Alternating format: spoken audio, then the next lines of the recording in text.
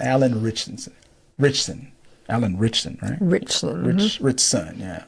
Aquaman from, if you like, Smallville. I mean, I was the huge Smallville guy, and now he's currently on Prime Video as the Reacher. I almost said, what was that other show I was thinking about? Anyway, not Alan Wake, that the black guy. That was, never mind, Reacher. But the question is, will he appear in the DCU, the upcoming DCU? Now, people are wondering, what character could he play? So, in an interview, he was asked if he's spoken with James Gunn, if there's any things that he can say about the upcoming the DCU, or any upcoming films, or anything a character that he would want to play. Because for a long time, and we've even talked about it on T3mediastudios.com and on the channel, that Batman would be a character that a lot of people would like him to play, probably because of his size and what he's doing on the Reacher show. But do you have any, just by looking at him or any of his body of work, do you have any suggestions or any characters that you think that you would like for him to play? I mean, I'm not really familiar with all the comics. I always see people put comics and they'll name something that I'm like, I don't even know who that is. Yeah. So I don't know. I think he would be fabulous in the DCU. Yes, in something. To return. I think his, yes, his body type. We've seen he's muscular. He's built. He can hard. Kick booty. We've seen, but also just the other stuff that I've seen. He's funny. He's got natural. He can sing. Yeah. But I think that, they do typically in DCU and Marvel integrate humor into that. Yeah. And he has a natural. Especially James Gunn. Yeah, he's good at that. So I think he would be a perfect fit in there somewhere. Yeah. If Batman is not meant for him. Though I can't get too goofy with Batman. But his funniest role, I think, what was the college one, the football one? He played Thad. I'm trying to remember the name of the show. Blue Mountain State, right? Yeah. That was my show. But we've seen lots of blooper reels from Reacher where they're being silly behind the scenes, and he's just very funny. Yeah, he's too funny. And he's always been that way. Yeah, he's been a silly dude. He's one of those guys that's just, I feel like he's one of those guys that can get along with anybody. I think he would get along with with James Gunn and the DC, especially with Jason Momoa. I would love to see them work together. But we have seen them work together. Because he was in the latest Fast and Furious movie. Okay. He's in the franchise. So he was in that franchise with Jason Momoa. So there's some connections. I'm trying to remember if wasn't there a movie we saw a little while back that was a kind of like a spy movie, but it was like a lady that was writing. And we were seeing. Yes. And was he in that, like on a side quest, like with another? Wasn't that comedy that we saw? It was kind of funny, but it was also with the ice skating on that. It was an action movie, but it was a comedy as well. The one John Cena was in for a little while. Was he? I can't remember who was in it. I just can't remember if. I feel like I saw him. Bryce Dallas Howard? So. She was like a writer. I think he was in that. I can't remember. Look it up later. Yeah, we'll have to look that one up. But on the CBR Instagram, they asked that question. Well, it's not a rumor. James Gunn is a fan. This is Alan Ritchson quoting. Reacher star Alan Ritchson clarifies Batman casting speculation. He says, "Well, it's not a rumor that James Gunn is a fan, but I strongly don't think that Batman is in my future." This is what he said in that podcast when he was asked directly. And the speculations of the characters, if he can't play Batman, the question is, okay, so what characters would you like beyond Batman? See what I did there? So I went down the line of this thread here on CBR because I already have my suggestions. But if you guys have any suggestions, who do you think who would you want to see Alan Ritchson play if not Batman? And I already know the first one, the obvious one that people are going to start off with. So one person starts off with would be the best Batman ever, but okay, if he can't play Batman, who could he play? Another person says this is San Sarcast Batman 2018 says he's perfect for Captain Atom. Captain Atom is like he's an atomic type of like he shoots like atomic rays or stuff like that at you, and he flies. He's like a Superman type, flies, strength, lasers kind of thing. Military background. I think if I'm not mistaken, now correct me if I'm wrong, this character was like a military experiment. I think maybe even to be a rival to Superman, but then he joins the Justice League. He is in the Justice League. He is a hero, and he follows orders. So yeah, that is a good fit. This another person says maybe Red Hood or Captain Marvel. Captain Marvel was that's Shazam. Yeah, he says Shazam. That's a suggestion for him. Yeah, and then here comes the obvious one from Emily says Aquaman or Captain Atom. Aquaman. It's the reason why I say that's the obvious because he played Aquaman in Smallville. So I know a lot of people are going to say Aquaman. If you want to look, if you want to Google some of these people. And no, he wasn't in that movie I was thinking of. Of somebody else. Yeah. Probably John Cena. Yeah, it was John Cena and Henry Cavill. Yeah. It was in the movie Argyle. Argyle, that's what it was. Somebody says Booster Gold. See, that's why I'm saying they come up all these names that I have no idea what we're talking about. Besides Aquaman, Captain Marvel, other than that, I'm going, I don't know who that is. What's the name? Chris Pratt is being recommended a lot for Booster Gold. He's a regular average dude, but he's from the far, far, far future, and he uses future tech to go back in time to be a superhero. He's like a nobody where he's from, but when he goes back in time, he uses his technology to actually join the Justice League. He's funny as hell. He's a very funny dude. I just don't see physically him being. I mean, I can see Chris Pratt playing that character, as goofy as I've seen him play, but I don't see Alan Ritchson playing it. I'm gonna just double check to see if there's anything else that I can see. Here's Captain Atom, and I'll put it up on when I make this a segment. Here's I don't know if that does it justice, but just a big silver looking dude with and he just shoots atomic rays and stuff at you. But as far as physically, yeah, I mean that kind of fits it. I'm seeing that a lot. Captain Atom is what's coming up a lot, but besides Batman and then Aquaman. So from what I can tell, Captain Atom and Aquaman is the one. Hawkman was so we already have a Hawk girl. We had Hawkman appear in the DCEU recently with The Rock in that Black Adam movie. I can see him being Hawkman, but I don't know. I don't know if I like that as much as I like Captain Atom. I mean, maybe it's because he's playing a military man in Reacher, and Captain Atom is militant. So I don't know. But physically, I mean, as far as physicality, I mean, you know a little bit about. You've seen Hawkman before, right? I mean, that's okay. I mean, yeah, he can pull it off. All right.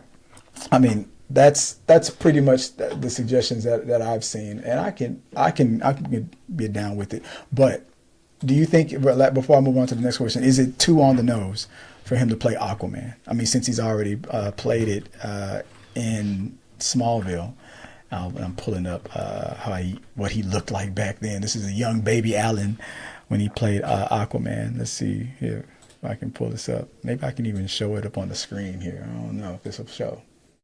Is that gonna show? Look at that. That's a young ass. I mean, I don't think it's. But that's. I mean, if they want to really be funny and kind of meta, break the fourth wall a little bit, to be like, seems like it's been ages, seems like I did this in another life, or I don't know, make some kind of a comment where you're like. But it's kind of like the reason why when James Gunn told Michael Rosenbaum, like he loves his Lex Luthor. He's his favorite Lex Luthor, but he's not. His Lex Luthor would not fit as the Lex Luthor that he had, in his mind. But I mean, but when you look at the comic book covers of Aquaman and all these other pictures, I mean, blonde and big, he fits it. Even like the old school Aquaman. Justice League Aquaman. Now this one, it was short, blonde. Yeah, he fits that one. I don't know if I can show you. Yeah. Now that I could see. That kind of looks like him. I don't know. But the old school, I don't know. The one with the Wonder Twins and everything. Yeah. You always like with the underwater. If they did that, that would be hilarious. That would be funny.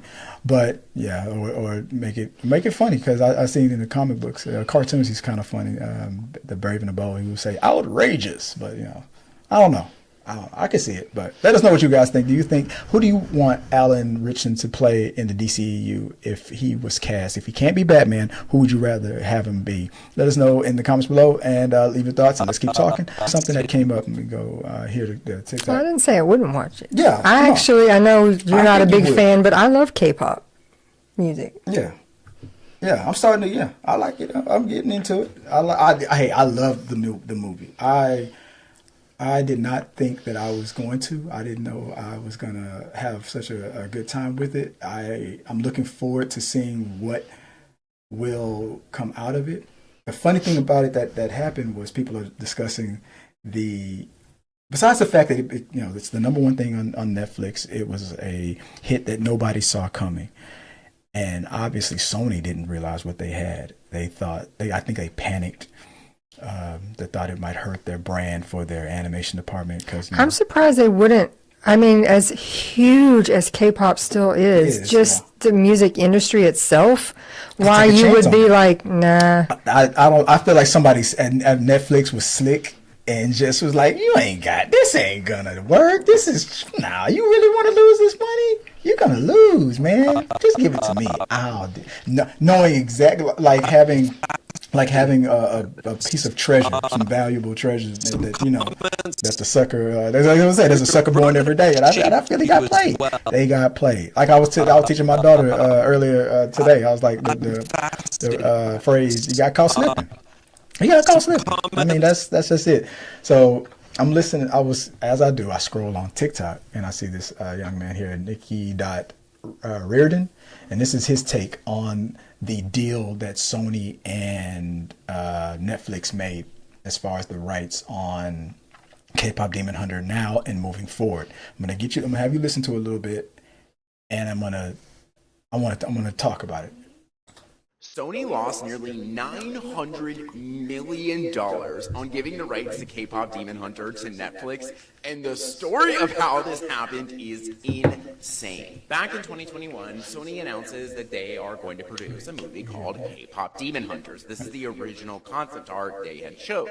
And you would think, because it's not a streamer, that they would do a theatrical release, standard for any movie. And this movie cost $100 million to make. So that's a lot of money. So somewhere along the way, Sony either got scared, lost faith in the concept, or maybe just things with the SAG strike, they didn't have the manpower to do it. So that part right there, maybe Sony got scared,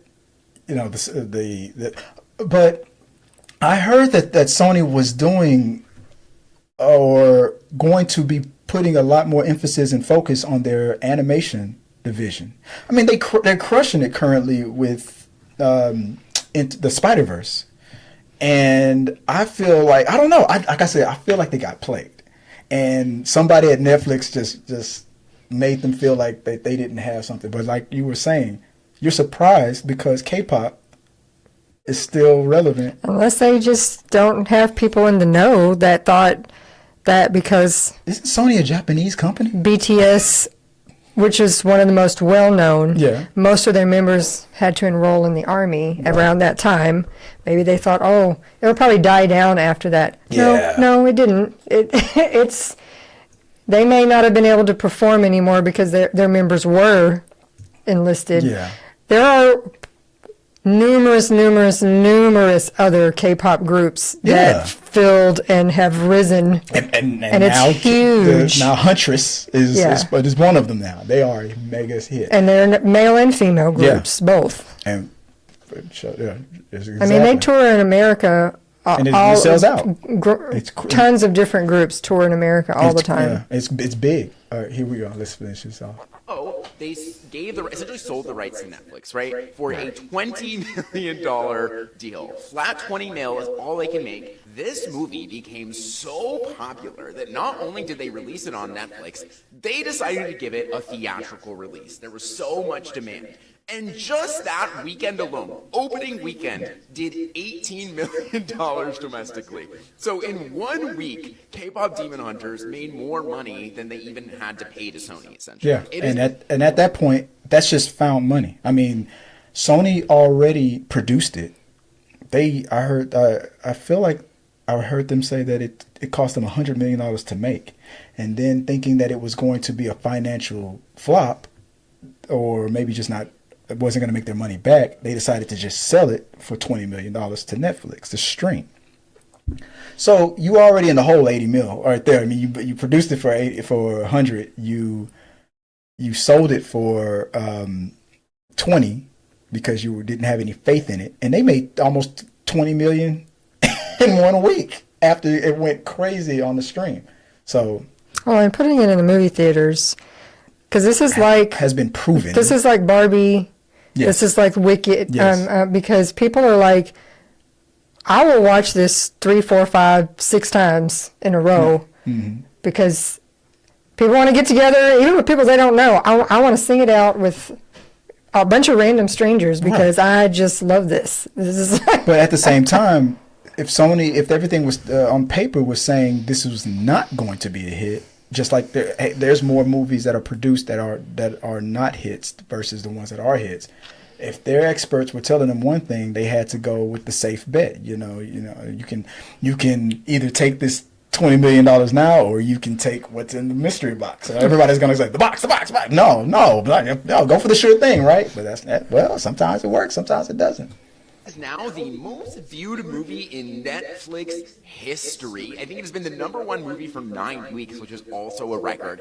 And they have estimated they think this is like $1 billion franchise in terms of like. I mean, they've already said there's a second season coming out. Yeah, they already started. Yeah, that which means that Sony has to. I don't know, but well, we'll get to that. You know, there's going to be 1 million people dressed like this for Halloween.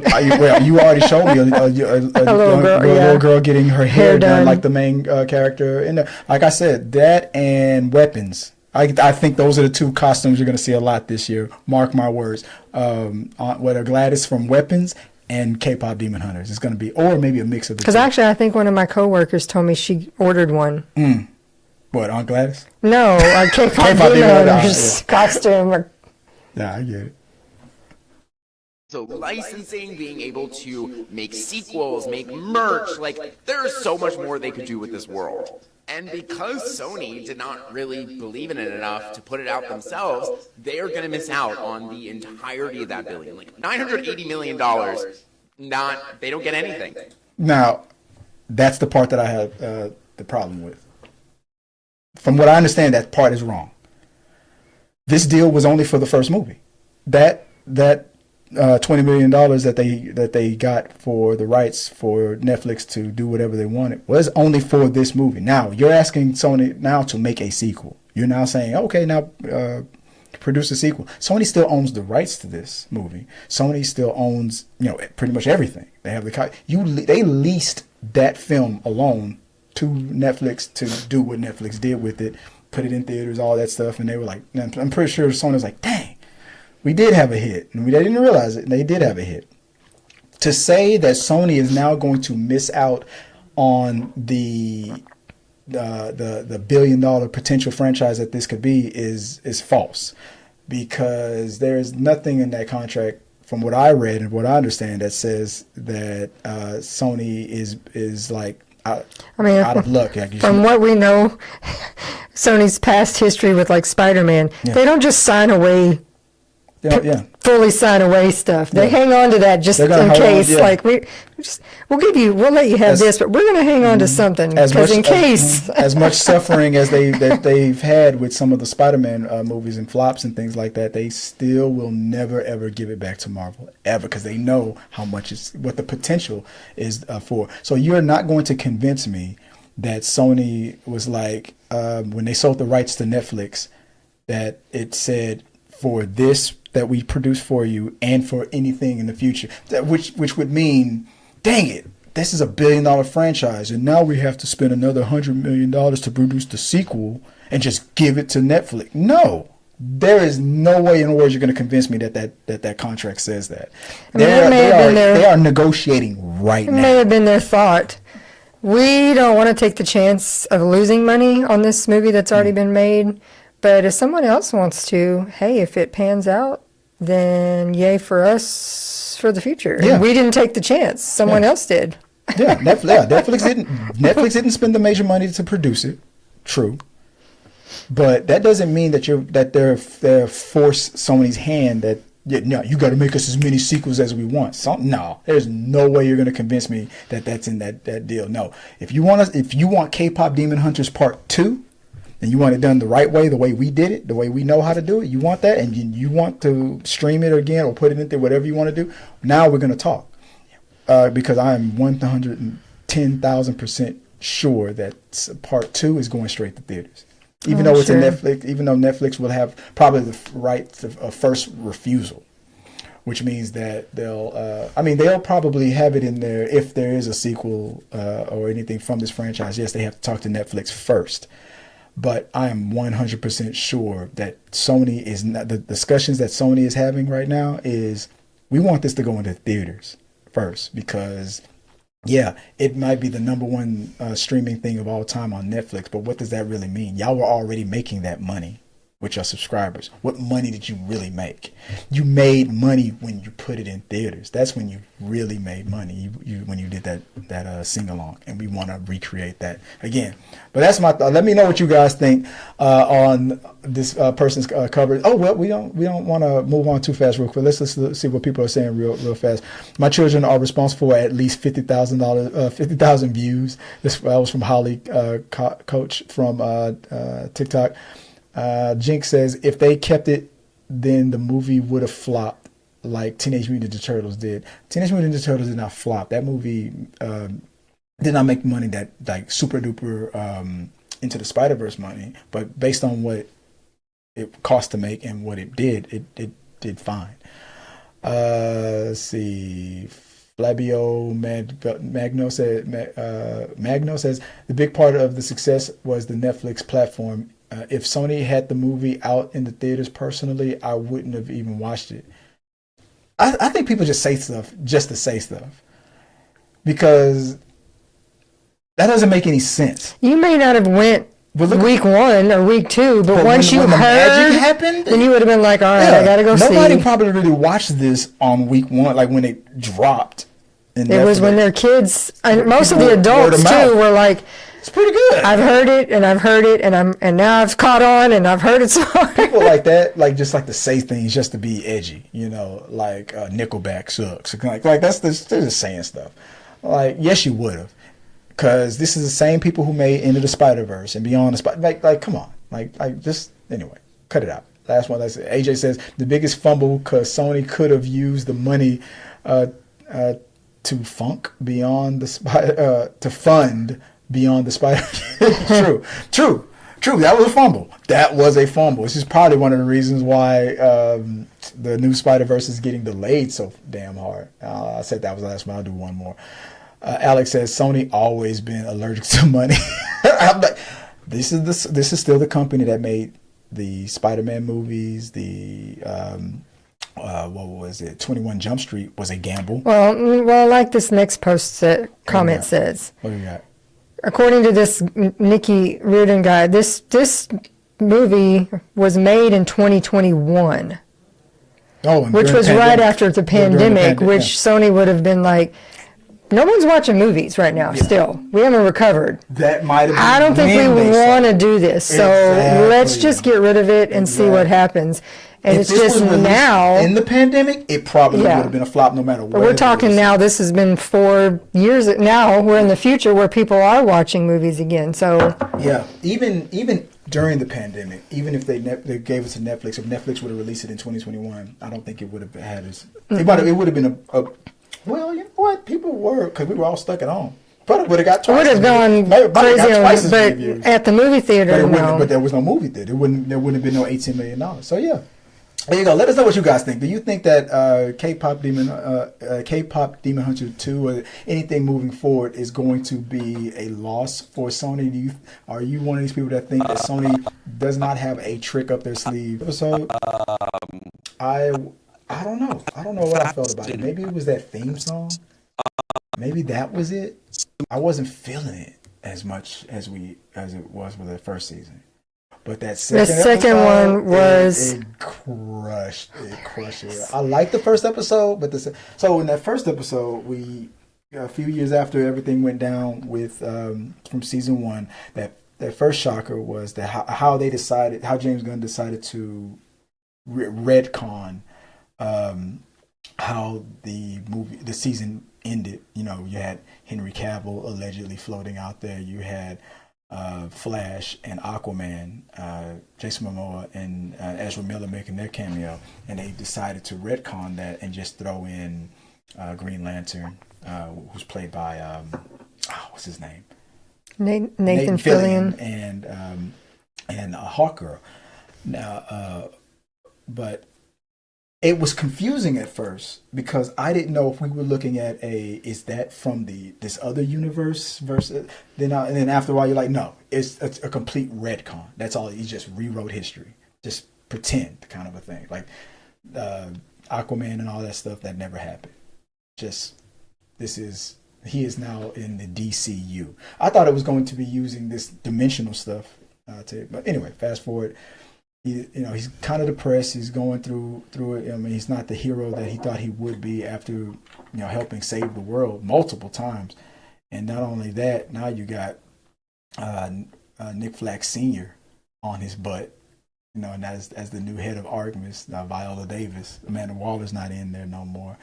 And he's feeling it. He was trying to start a romance, I guess, with what's her name? James Gunn's real life wife. What's her name? Hart. What's her name? What's her character's name? Is it Hart? Hartness or something like that. And she's not having it. But when he goes into the other dimension and sees that he stumbles upon a world where his dad is still alive. Amelia Harcourt.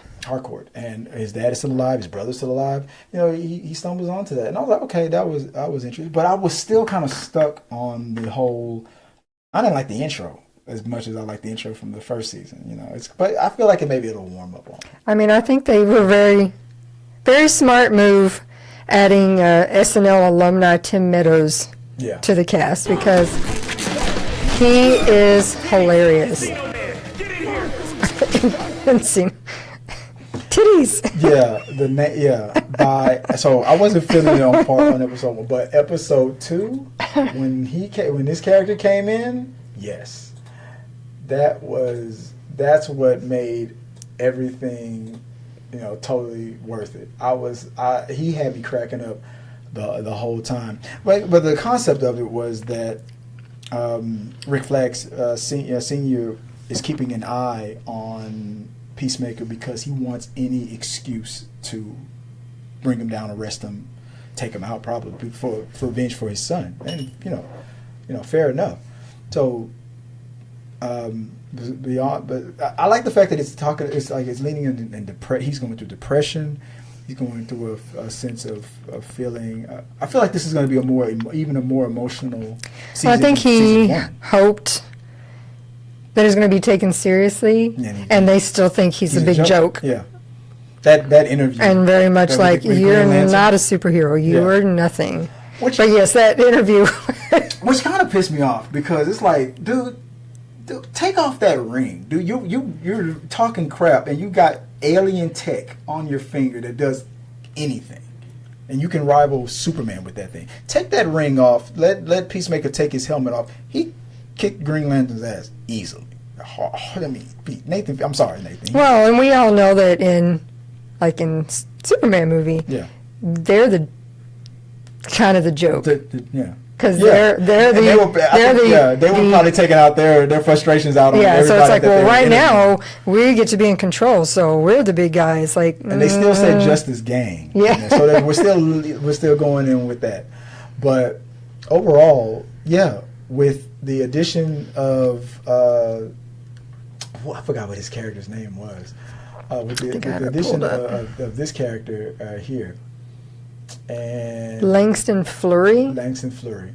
with the addition of him into the cast, and how well how he that awkward. Yeah, his lines of question to people that are just inappropriate, awkward, and he does bizarre. it to throw you off. It's on purpose, which makes like he's awkward. But it seems like Argus's HR has told him multiple times, like, cut that out. Like this scene right here really cracked me up. Hold on. Oh, fuck. With the bird attacking him. Thank God. Fuck. Hang in there, titties. It'll be okay. Hang in their titties. Hang in there, titties. It gives it these bad, these weird. Everybody's names are terrible. That's just terrible. And it's funny that titties live, kind of live and stuff. But he's getting attacked by Eagly. But I love the way they set that up, because the first thing that they say about his character is that he has bird blindness. Yes. He can't. And tell you a think bird. that he's kind of joking, that he's but not he's being serious I thought until he they was- I thought start he was getting joking. beat up, and he's like, That damn duck. "Is it a pair?" Yeah, that duck attacked me. They're like, what? It's an eagle. You can't. That's an American eagle. Like, you work for the government. You can't. It's like tell he didn't look that big. What are you talking about? Eagly messed those dudes up. But yeah, I'm now with the addition of this character, I'm like, yeah, episode 2, I was okay with episode 1, but episode 2, I'm like, I am to the point now I want to do an after show now. After maybe it'll be a quick little something on TikTok or something like that real quick. But I want to do an after show from now on, so look out for that. So We got a lot of full frontal in this. yeah. Oh yeah. There's too much going on. I mean, it's just James Gunn just doing James Gunn stuff. But I enjoyed it. I had a good time with it. How are you feeling about the Peacemaker season so far? Are you into it? Are you not? How do you think? Let me know what you also think about that theme song, like that opening. I know it's not as good as the first one, but I have a feeling that it's going to sneak up on people. Join us until next time, guys. Have a good one. Thank you guys for watching our video. I really do appreciate it. Remember, you can support our show by becoming a member or a Patreon. So click the subscribe button. Don't forget to ring the bell for notifications so you'll never miss out on when we go live or post new content. Let's stay connected, grow this community together. Like, subscribe, comment, and let's keep talking.